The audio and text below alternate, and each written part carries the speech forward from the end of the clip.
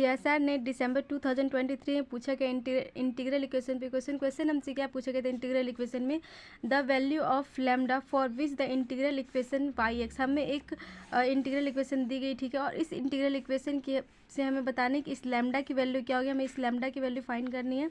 हमें 4 ऑप्शन दिए गए, ठीक है। तो हम जानते हैं कि जो हमारी इंटीग्रल इक्वेशन है वो किस फॉर्म में दी गई है, ये वोल्टेरा इंटीग्रल इक्वेशन है। क्यों? क्योंकि इसके जो लिमिट पॉइंट है वो क्या है, अगर कांस्टेंट लिमिट पॉइंट रहती है तो उसे वोल्टेरा इंटीग्रल इक्वेशन कहते हैं।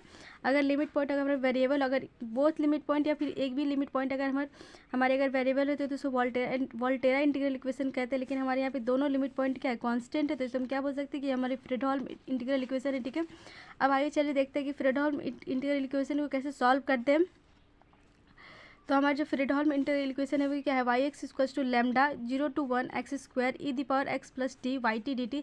तो जब भी हमारे फ्रेडहोल्म इंटीग्रल इक्वेशन रहती है तो हम लोग क्या करते हैं, इस इंटीग्रेशन में से जितनी भी एक्स की जो टर्म है उसको बाहर निकाल लेते हैं। तो बाहर निकालेंगे तो हमारी वैल्यू क्या होगी, Y X equals to lambda x square हमारी बाहर होगी into E the power X जो है बाहर होगी। तो जितने भी टी की टर्म्स को अंदर रखेंगे तो क्या होगा 0 to 1 E T E the power T Y T D T, ठीक है। अब क्या करेंगे, इस जो भी हमारे इस टी की जो टर्म है इसको क्या मान लेंगे हम लोग, सी मान लेंगे, ठीक है। तो वाई एक्स इक्वल्स टू क्या होगा हमारी lambda x square E the power x into c, ठीक है। इसे लेट हम लोग सी इसको हमने टी मान लिया, ठीक है। फिर नेक्स्ट ठीक है सॉल्व करेंगे। नाउ हमें वैल्यू क्या दी हुई है सी की हमारी ये वैल्यू आई थी, ठीक है। हमने इस सी को माना था, तो फिर अब सी को सॉल्व करेंगे। तो सी इक्वल्स टू क्या होगा 0 to 1 E the power T Y T D T, ठीक है। अब वाई टी, अब हम वाई टी की वैल्यू फाइंड करनी है। तो वाई टी को अभी हमें वाई को क्या माना था, अभी हमने वाई को क्या माना था, y equals to lambda x square E the power x into c. तो जहाँ जहाँ एक्स है वहाँ हम टी रख देंगे, तो यहाँ हमारे क्या होगा T square E the power T lambda T square E the power T C हो गई, ठीक है। तो यहाँ पे हम वैल्यू क्या करेंगे, पुट कर देंगे। वाई टी की जगह पे हम वैल्यू क्या पुट करेंगे, lambda T square E the power T C D T, ठीक है। उसके बाद इसे हम जब सॉल्व करेंगे तो हम जो टी को इससे multiply e the power t को इससे मल्टीप्लाई करेंगे तो क्या होगा हमारे value lambda c t square E the power 2 t D t. Lambda c को हम लोग बाहर निकाल लेंगे और लैम्डा सी को बाहर निकालने के बाद फिर इसका क्या करेंगे, इसका इंटीग्रेशन करेंगे। इसका इंटीग्रेशन करने पे क्या करेंगे, टी स्क्वायर को छोड़ेंगे और ई दी पावर 2 टी का इंटीग्रेशन करेंगे तो e the power 2 t by 2, limit हमारी 0 to 1 होगी माइनस।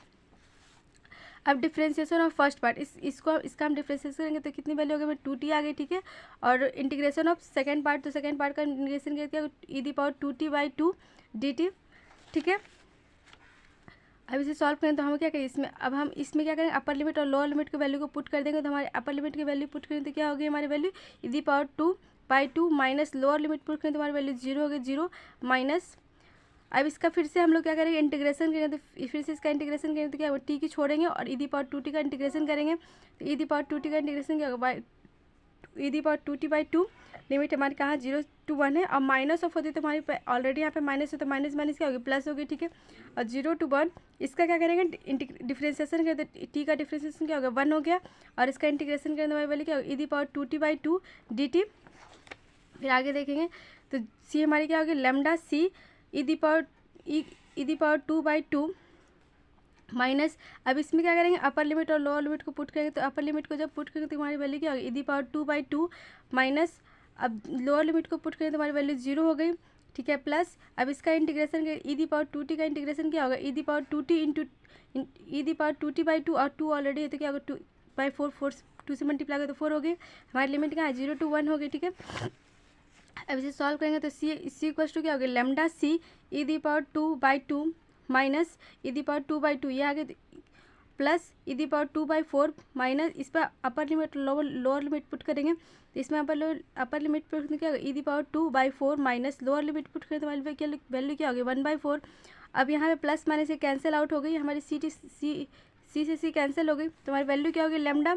तो 1 इक्वल्स टू क्या होगा lambda E the power 2 minus 1 by 4।